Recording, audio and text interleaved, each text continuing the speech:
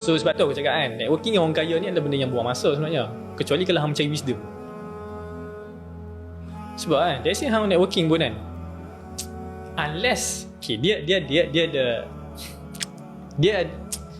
betul dan tak betul ya apa yang aku cakap dia. Unless hang ada cara untuk collaborate dengan dia, faham tak? Faham. Ada benda kau offer kat dia lah.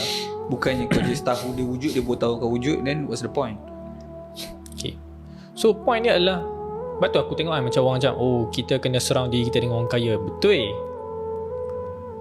dan tak betul. Semua benda macam tu ada yang betul tak betul. Dia tulis semua benda kan. Sebab point dia macam mana Al-Azman boleh bagi kau motivation. Apa yang tercetusnya. Apa yang kau dapat rasa time tu.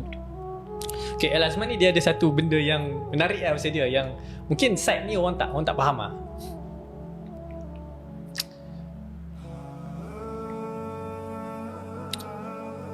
Aku selalu cakap benda ni, tapi aku tak nak orang salah